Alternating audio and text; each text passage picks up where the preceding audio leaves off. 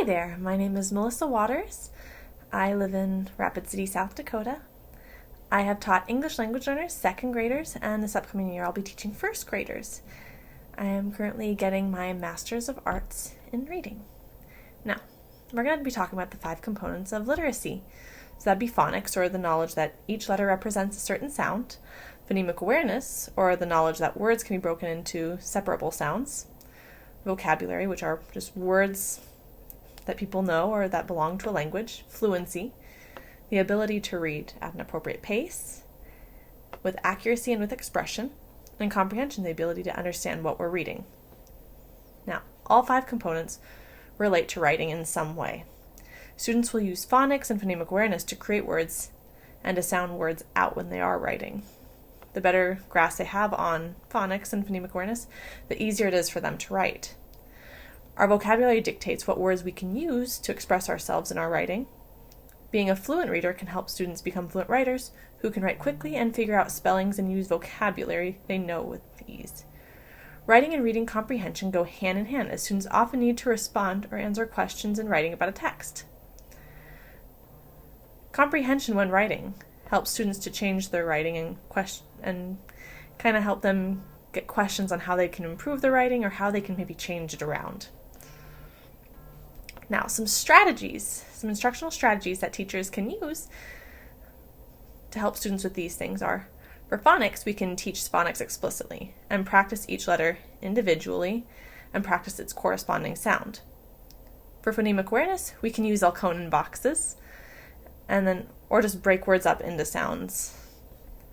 For vocabulary, a fun activity is to use semantic impressions, which is when students see words, discuss what each one means as a group, and then as a group, they'll compose a story using all the words in the order in which they are on the board. And then after they create the story, read it, reread it, and then maybe even revise it. For fluency, we can help students with fluency by just modeling fluent reading. And we can also preview key vocabulary so that it doesn't stump readers later. For comprehension, one thing that really helps is to use graphic organizers. So something like a KWL chart or a Venn diagram to compare maybe even characters, places, events, or you can even use timelines to kind of sequence stories. Another strategy you can use is just having students ask and answer questions about a text. For writing, a great way to help our students is to use sentence starters or sentence stems, or also just write collaboratively as a whole class or even as a small group. All right, assessments and progress monitoring are very important, as they can help teachers find out what students' strengths are and what their needs are. Some great progress monitoring tools that teachers can use are Dibbles, or I guess it's now called Acadians; doing maze reading assessments, which kind of can tell us if they're comprehending what they're reading; and then core phonics surveys. Now, an online resource that teachers can use is Reading Rockets. It is an amazing resource because it has just so much information, so many different strategies that teachers can use. It has different progress monitoring tools, just tons of information all in one place.